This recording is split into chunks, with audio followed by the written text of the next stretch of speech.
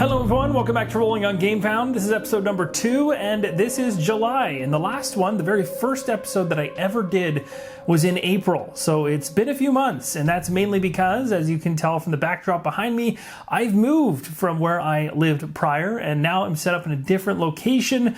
Really excited to use this location in a different way than I could in the past, and being able to get on camera more often, being that my film room and my editing room is not all in the same space, is a major change. So it gives me a lot of flexibility to do things like this in person without the clutter and insanity of having board game tables in throughout the office space. So this is gonna be really fun. Now inside of this video, I focus on 3 projects that are of interest to me. It's worth mentioning, as you saw on the video itself, that this is sponsored by GameFound, but GameFound is not responsible for telling me which things I want to focus on. So I am showing you the 3 games currently that are of highest interest to me. And these games, not all of them have even started their campaigns yet, but I wanna highlight them either in advance or just before they go live, because of my interest levels in them. So without further ado, let's begin with the very first one.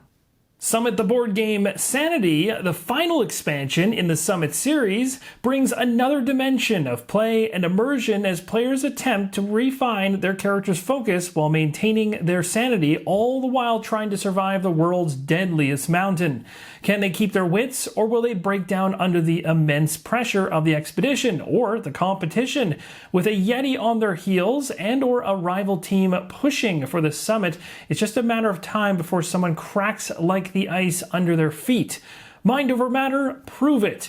Sanity works in all modes of play, cooperative, competitive, and solo, and can be played with any and all expansions released to date, Yeti and or with teams. Summit Sanity and the big box. This comes from Inside Up Games and has raised over 104,000, has 851 backers. There's 1 day, 20 hours left as of the recording of this video. By the time this releases, it will be within the last 24 hours for sure.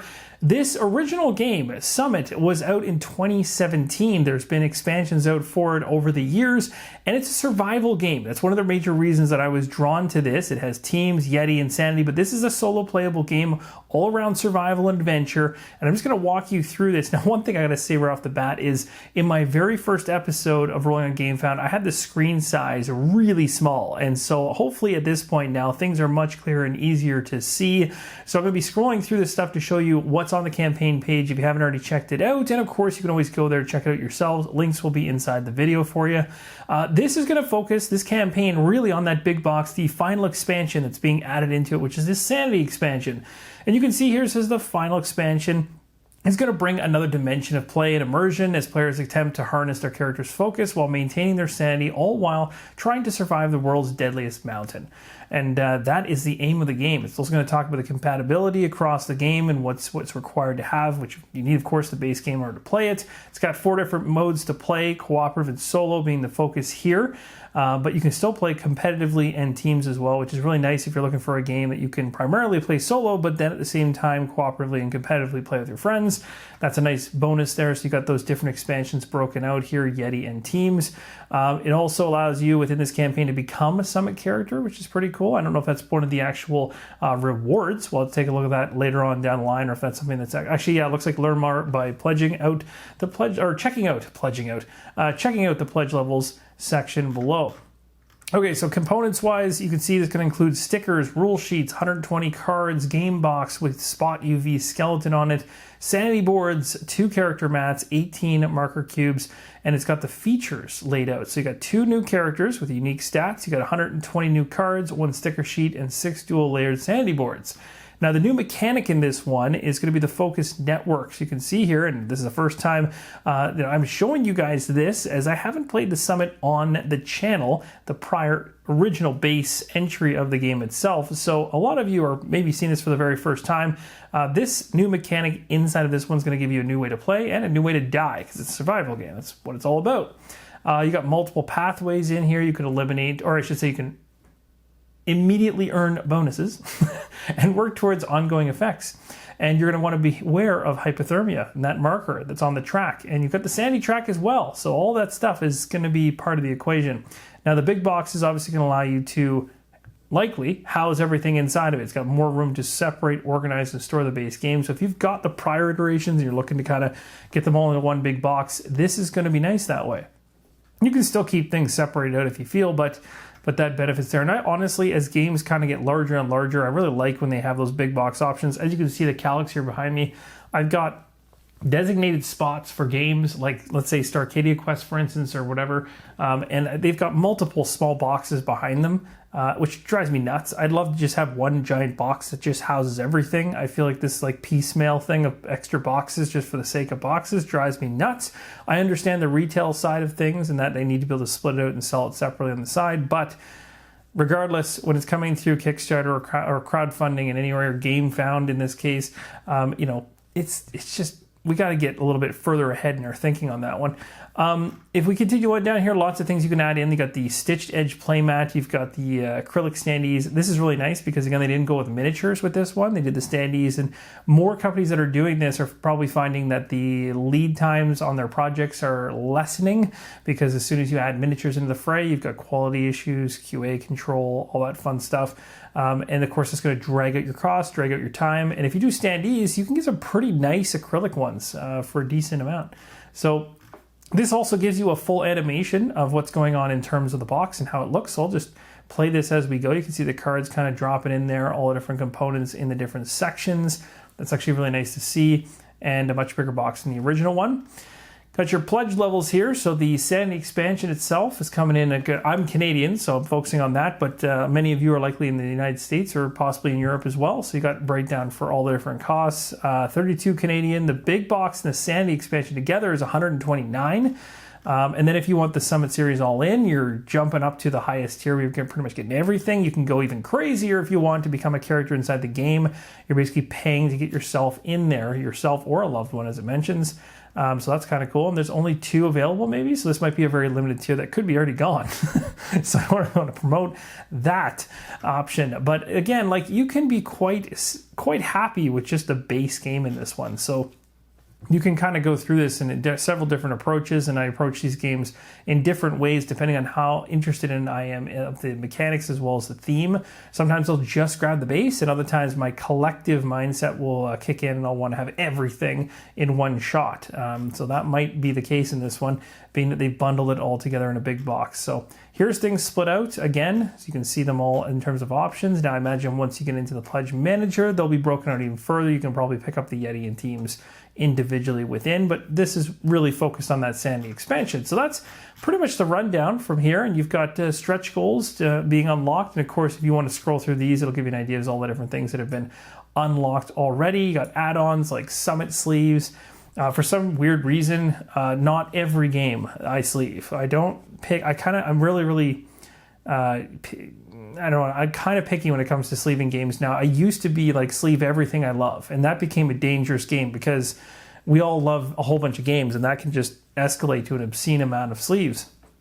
But I found that as time went on, I started to just sleeve the games that actually made sense in terms of which ones got the most wear. So if I was playing a deck builder or something like that, where you're shuffling cards non-stop, the edges are going to get worn right off. So not a bad idea to grab sleeves. In this case, it could be a thematic boost.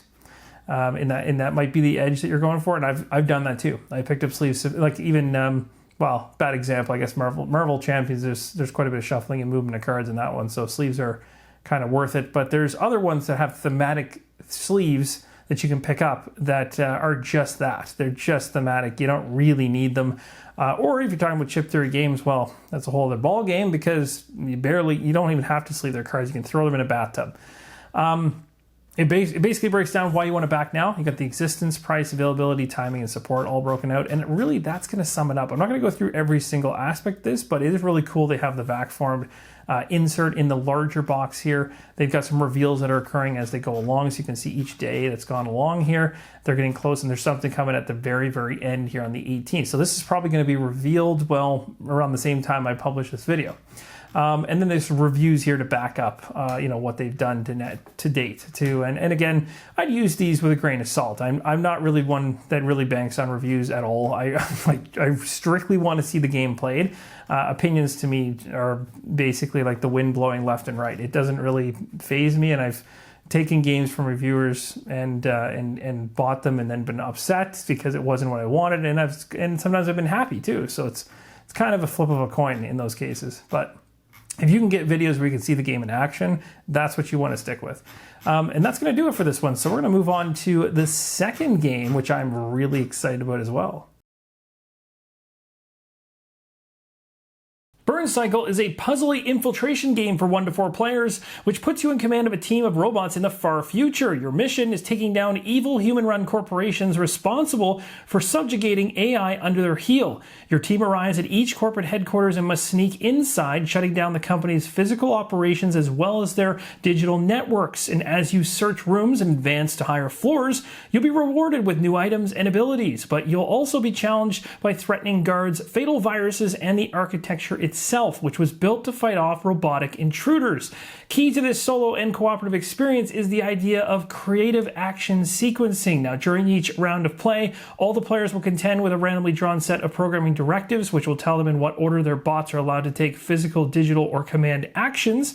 Players can choose to skip over the directives at the cost of having an incomplete turn, or they can disobey the directions by paying costly action dice. The best players, however, find a way to work within the burn cycle, essentially organizing their actions so that they benefit the team while staying within the directive order. Each of the corporation headquarters in the game use unique neoprene layouts on a larger mat, changing the geography of the game to suit your target. Each CEO has at their disposal a special threat meter, which will trigger new obstacles for your robots as time runs out.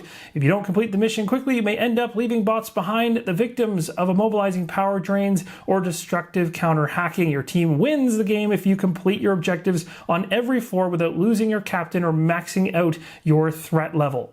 So we have Burncycle New Recruits and Series Reprint. This comes from Chip Theory Games, as you've just seen, and they are in their final day and 12 hours before this campaign launches. Now, it's really exciting. There's 5,000 plus people following this along, looking forward to its launch, and I can tell you right now, this game landed like a week to 2 weeks before I started packing up to make the move. So I got a chance to unbox it, dig into it, check out the tutorial lightly, and kind of see the components. And then everything had to be packed up, put away. I didn't get a chance to look at it for another handful of weeks. And then, of course, once my move was complete and I rolled into July, which we're now in the middle of, in early July, I was able to start digging back into it again. And I can tell you from first plays with this one and first impressions out of the gate, I really like this. I like this more than Cloudspire out of the gate. So that's saying something because Cloudspire was really well done. There was a massive catering to solo gamers in that one in terms of the production, the booklets that were created, and things like that. But Burncycle, for some reason, just clicks with me better. And also, the actual rules to get you into the game experience are better.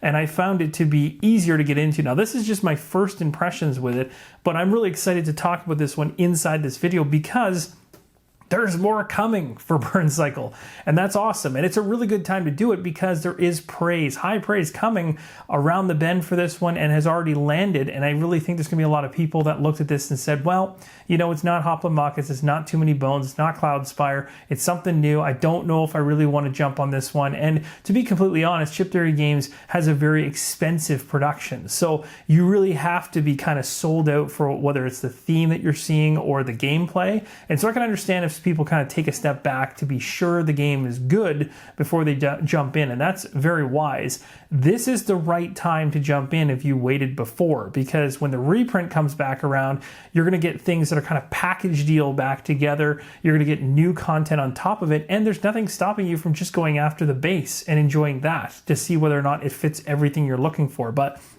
this one, as you can see on screen here, is going to bring about new recruits into the fray. So you'll have different individuals you'll be able to use. You got new bots in here. The Renegades is a bot pack add-on. That's pretty cool.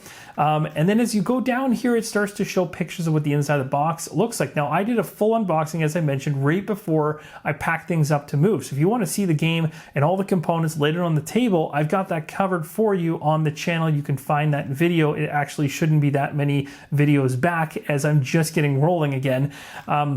But right here, you've got pictures to see everything inside. They've got nice cases for all the little pieces. It's really nice. And the dice are also very unique. Again, neoprene and poker chips rule the day here with Chip Theory Games. They do that all the time. It's just like their staple thing to do, which is awesome. Also, one thing to note is the sun is literally shooting me straight in the eyeballs right now, which is fantastic. I love it. No, I'm kidding. It's actually great. And I really like the fact that I can actually see outside right now. It's so much more refreshing than the fence that I used to see, or lack of light. But this is just a preview to get back on track. So there's not a ton here yet. And so when the campaign launches here, and that's coming right around the corner, so by the time I go ahead and release this video, it's probably going to be within 8 to 10 hours, 12 hours before it's supposed to launch. There's going to be a lot more information that's going to come out. And most of these sections will be filled out more thoroughly. But if you are interested in burncycle, you want to at least see what's inside the box components-wise, I got that unboxing for you. It's worth mentioning one of the very first series again on the channel, coming back into it, getting back into full-fledged work again here on the channel. The first Rolling Solo Showcase is going to be burncycle. So I'm really excited for that. And I'm going to be able to show you how the game plays and operates. And we're going to get that thing out the door before they probably even launch the PM or Pledge Manager for this campaign. So it may start landing during this campaign in terms of the videos, but it guaranteed will be done before the PM launches for this campaign. So you should be able to use that to help you make an informed decision on it to see if it fits for you. But other than that, that's everything I got to say for burncycle for now. There'll be a lot more coming in my upcoming videos. Utopia. This one is a game where you control a shadowy 24th century faction hell-bent on reordering history to set off a chain reaction which will bring about your utopian vision for the whole world. Now, at your disposal is a fleet of chrono ships capable of traversing all 4 dimensions of space and time. You will hunt through all of the history to hire the brightest minds to your cause, and each will be given command of one of your precious chrono ships. However, you are not the only one with a grand vision for the future and must watch out for rivals who will attempt to meddle with your plans. The aim of this 1 to 4 player worker placement game is to be the first to complete 3 butterfly effect missions. These are iconic moments in history, from the rise of the Roman Empire to the Industrial Revolution, from the Second World War to the colonialization of Mars. Each butterfly effect mission will require knowledge to be collected or technology to be developed. Utopia provides a unique experience each time, as a combination of different crew members, technologies, and missions call for a constant revision of player strategies. Here we have Utopia from Gravity Games. This is a campaign preview, so this thing's going to probably go live roughly around the same time frame as burncycle, about 1 day, 14 hours before it goes live. So by the time this lands, in terms of me releasing it, it'll definitely be within that 14 or less hours. So let's go down here to the actual description of this game, which we just walked through moments ago, but I want to show you again. Solo playable game, 90 to 120 minutes to play, so probably the 90-minute side of the equation if playing this solo. You've got your components here. You can see a little bit closer, up-close view of these different things. You've got the 1 to 2 player board here on the right, and then the 3 to 4 player kind of tags on to the side. The 4 player boards in 4 colors, so you're going to see those across the line. You got 36 miniatures, you got chrono ships involved, 16 drones. This is one that's just very different, probably than anything else that's out there currently in terms of its design and artwork, really. One thing that kind of made me gravitate a little towards it is how unique and abstract its drawing really was. Now, the one thing I will say around the artwork is I almost kind of wish that some of these cards here, and again, these are probably in draft form, had a bit more contrast to them. They were a little bit more rich in their colors and they popped just a bit more. For some reason, when I look at some of the backs of these, and this is just my own critique, it kind of looks like crayons just behind the individuals a little bit. And that kind of throws me just a bit. Now, it could be what they're going for, but I would darken that up in order to kind of make it look a little bit more rich, because I do think that is a cool backdrop. It just looks a little too light. But beyond that, looks pretty good. You got your technology cards here, 22 butterfly effect mission cards. So you can see, like with the butterfly effect mission cards, there's that contrast, that darkness, the richness of the colors kind of coming out, and that is a better look, I think, than what's happening here. But again, these are probably the very first iterations of that artwork anyway. This is all usually in draft form when this stuff goes anyway. And of course gets better as time goes on to the finished product. So we have solo and 2-player co-op games. So prepare to face some of the most despicable villains in all, maybe that's of all time? In all of time, okay. From pirates to gangsters, from serial killers to mass murderers, your challenge is to defeat them all before they manipulate time to create their own despicable dystopia. So you can see down here all the different individuals that you have to, or you can work through in a solo fashion. And then it's got some artwork here, goes into the game summary of kind of like the backstory of this whole thing, so you understand that. And then you have some how to play, some previews, and you have some playthroughs. And this is really where I would focus if you're looking for something, in terms of how this thing actually plays. You can check out some playthroughs there. The other thing that's really nice with this one that was I'm happy to see, and I really wish every single project did this. I'm sure you guys have heard this multiple times, but having the game available on Tabletopia or TTS for people to play digitally, especially having the rulebook there, is great. And other individuals that are putting these things out there for the very first time, especially new publishers or existing publishers, really need to make an effort for that, because a lot of people will jump on board just simply because of the ability that they're able to actually play it themselves digitally or read the rule book. Some of this stuff stays behind a gate or a wall sometimes in these crowdfunding environments, and it can kind of set a very weird vibe, like almost like the rulebook's behind a wall until the final couple days, or the rulebook will come 2 or 3 days after the campaign closes, or something strange like that. I've never really been a big fan of that logic or mindset. So really nice to see that stuff up front, but this is one for solo gamers to keep an eye on. And of what's landing on GameFound right now, those are the 3 games that I'm most interested in. Now, what I'm going to throw back to you guys right now as a question to go into the comments: of those 3 games, which ones are you interested in? Let me know in the comments below. Is it all 3? Is it 2 of them? Is it just 1 of them? Or possibly none of them? Regardless of what your thoughts are, I want to hear them in the comments down below. I had a lot of fun filming this one in person, and in the future, I really plan to be kind of in person for these types of videos more often. And I'm also really excited to dig more into burncycle and really help you guys to make an informed decision on that one, because I think out of the 3, without even question, that is the one I am most excited about, 100%, to especially show off on the channel. So these 3 are all of interest to me, but burncycle takes the cake in this case. So thank you guys so much for watching. I hope you enjoyed what you saw here, and as always, keep on rolling solo.